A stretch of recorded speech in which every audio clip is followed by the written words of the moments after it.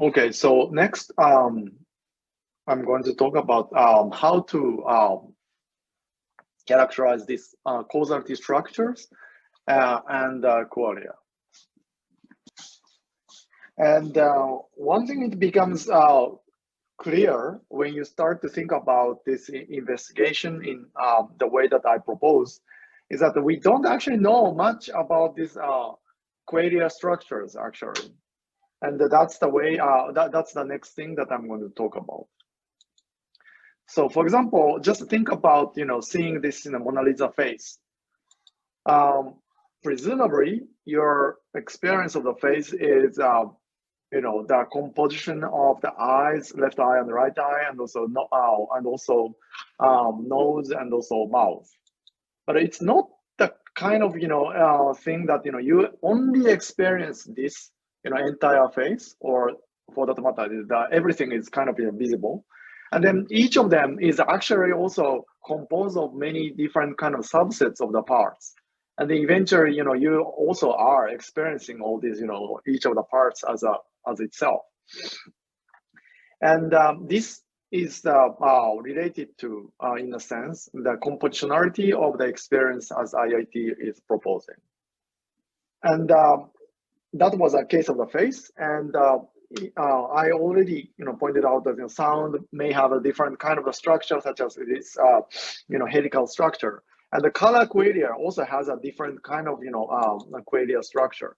So seeing red, for example, at this point, implicitly at the same time implies that that point that here is similar to orange or yellow and the purple compared to the green, and this counterfactual, not reality, or sort of the hypothesized similarity, is one of the most likely feature of the color qualia structures. And it becomes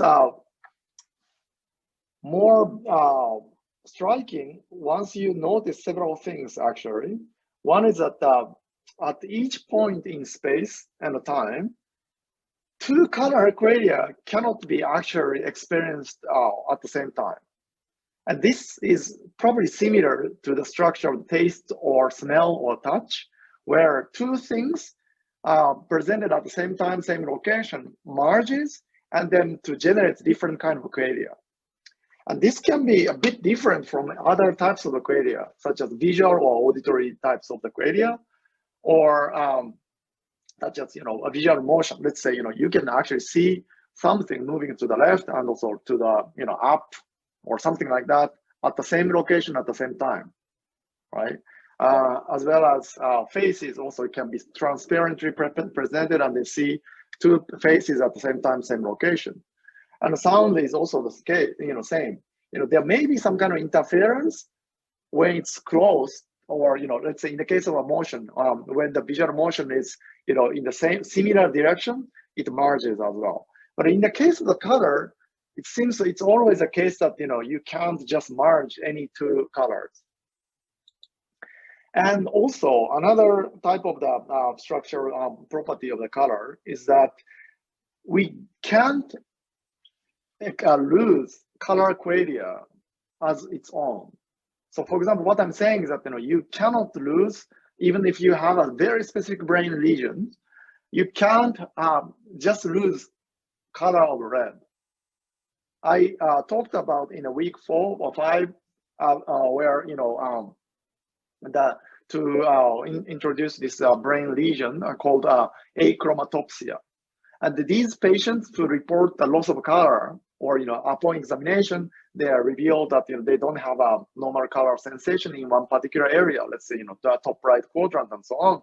They can lose color sensation, but it's always loss of color entirety. From not only the red but also purple, blue, yellow, green. Everything gets lost in one particular area of the visual field. This is not that immediately clear why it has to be the case, but at least so far in the clinical report, we have never encountered any person who reported one particular color experience, but not others. Okay, so and maybe this is also the case for the visual motion or face and sound and so on, but this family of this similar qualia to be lost at the same time may be related to neural circuitry that generates each of the qualia. We don't know that very well at the moment. But there is some kind of implication for neural circuitry that underlies these qualia and the causality structures possibly. So far, this has been possibly, pretty abstract.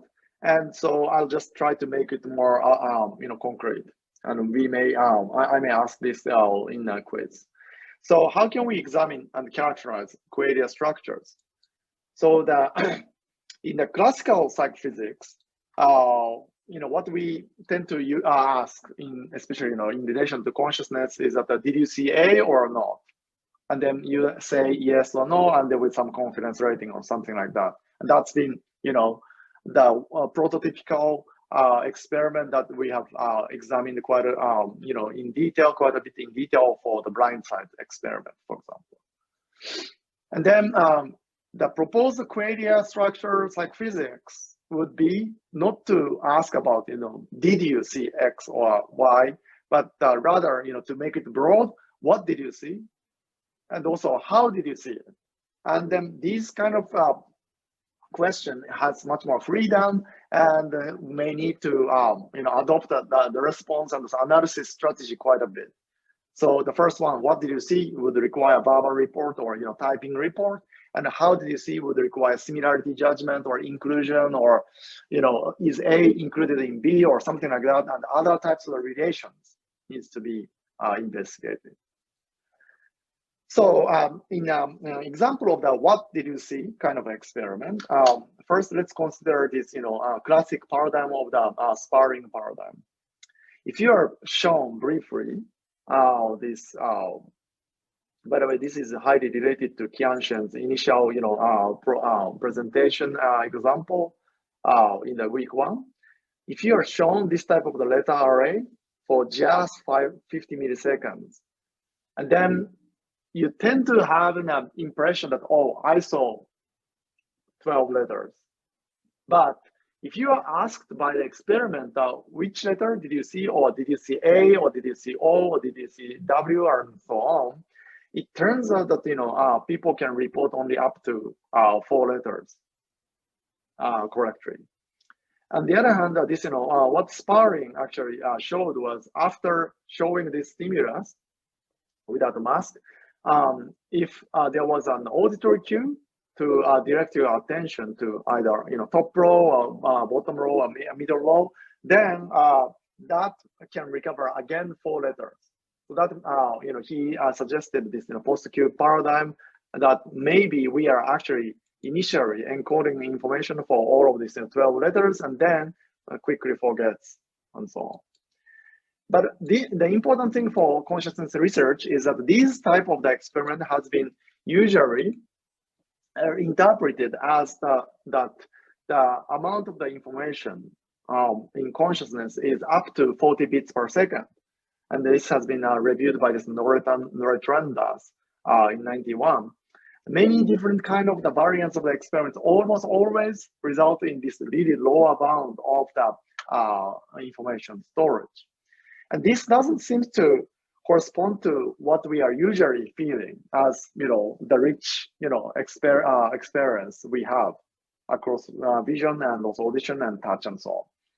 And maybe there is something wrong about this conclusion, but why is it? That's the question.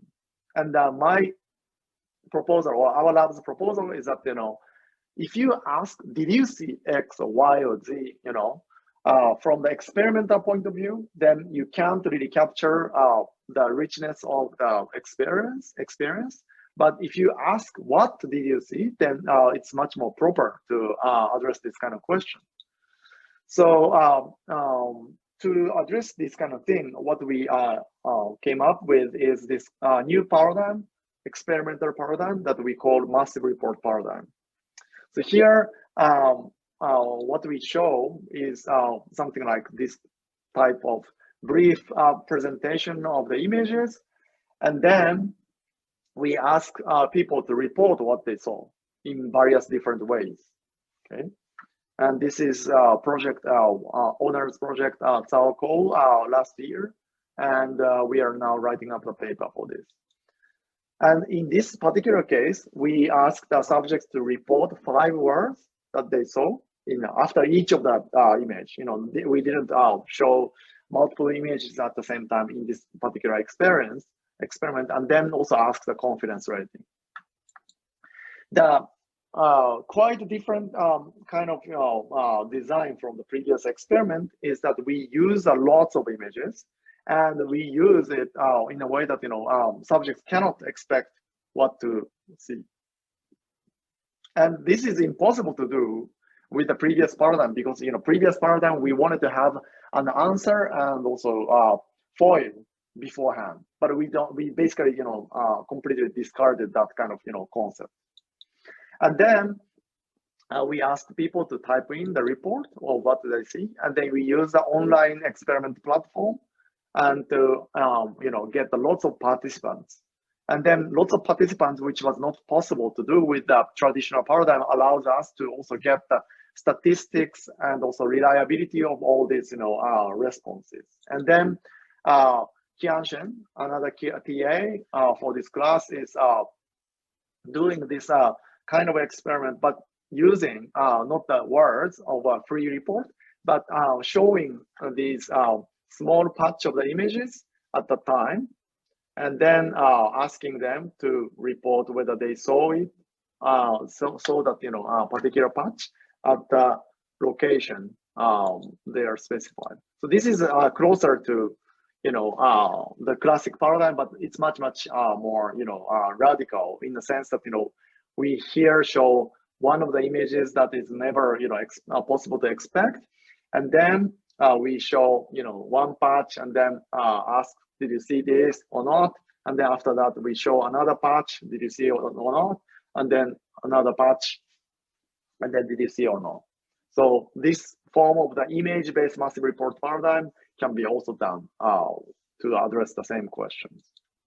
And then as a result, or sort of the preview of this result, which we will publish in soon, generally speaking, the massive report paradigms reveal the structure of experience that matches with our usual sort of intuition and also feeling.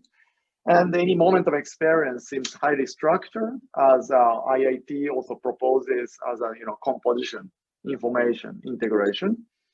And also people can differentiate many different concepts and images without much difficulty and a very short duration. And then another example of to go into the Qualia structure is to use this similarity ratings. And here, what Ariel did, I think I introduced his experiment in very early in the lectures. He showed a patch of the color, let's say blue, green versus red, or blue versus pale blue, one at a time, and then asked them to rate the similarity. So here, let's say this is the case: blue paired with pale blue. People may say that it's quite similar, but not the same. So it's a gray scale here. On the other hand, when the red is paired with the green here, most people say that, oh, that's a very different color, so it's black. And then if you pair all the possible, colors, then you can generate this similarity matrix. And then from this, we can deduce some sort of the color structure, experience structure of the color. And this color structure experiment can be used to address the question of the, do we see color in the periphery? We spent a lot of time in week 4 and 5 about this question. If you remember, in the standard psychology textbook or physiology, what you learn, relatively early in the visual systems is that the cones that are supposed to be responsible for color experience decrease its density from the fovea, where zero eccentricities falls off really quickly. And as I said before, I might ask again in the quiz that fingernail from at the arm's distance is roughly 1 degree or 1 to 2 degrees. And so outside of this, let's say 10 degree is almost like the edge of the or halfway of the display at the arm's length of the computer. And around there, you almost see that, the cone density is extremely low compared to the fovea here. It's around 100, 150, and here it's like, less than 10. And based on this, many people and the textbook possibly say that we actually do not see color as vivid as in the fovea. Okay, that has been the sort of the claim before. But I argue in the lecture that these people who claim this do not usually consider about the magnification of this effects in terms of the cortical magnification and axon projections.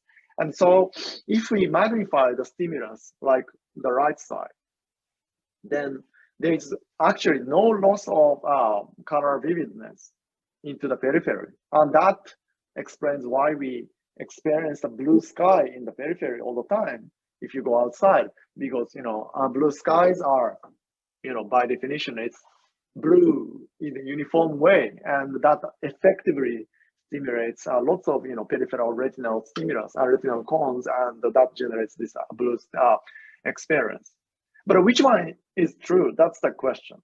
You might, I may or may not have gained your so trust over the last weeks, but some of you guys may doubt what I say, and some of you may believe in what I say. And the nice thing about science is that we can actually test this empirically. And what I really did was to use this display settings and then to compare these similarity structures between fovea pairs and periphery pairs, as well as the fovea peripheral pairs. So here, I expect that fovea stimulus should look very different because of the lots of cones, but periphery to periphery may become much more sort of blurry, and we don't see it well. And then further on, central to the periphery becomes even kind of weird, because central is very vivid and the periphery is very vague. And that's what we tested. And then what we found is the following. So this is first of all, the demonstration of this task. So after you fix it at the center, and in the real experiment, the speed of this display is much faster. But what you do is something like this. So at an unpredicted location in each trial, you are given 2 stimulus, and then you just make a comparison of the similarity across all these trials. Okay, and then what we found is on average something like this. What it means is that in the end, central and the peripheral combination is almost like identical in terms of similarity structure. So this central combination is very similar to peripheral combination, and the periphery to central combination is also very similar to central combination. And it always seems to show this kind of ring structure. As I mentioned, the red is closer to the orange and the purple, pink, and very different from green. And this kind of structure seems to be preserved across the visual field. And there are important, individual differences. For example, there are, by the way, this is the example of the 15 subjects out of 100 subjects that we have tested so far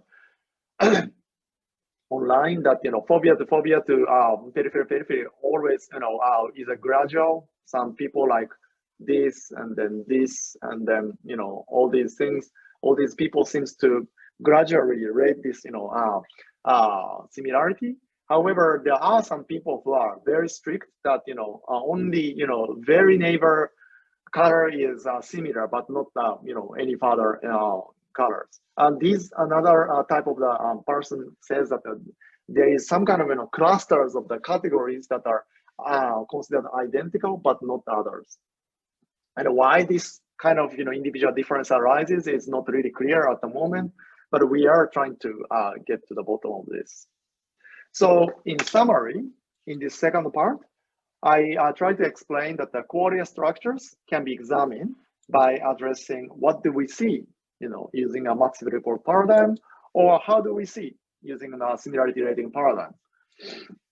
And both of them, these Qualia structure psychophysics, are relatively new and minor within the consciousness research.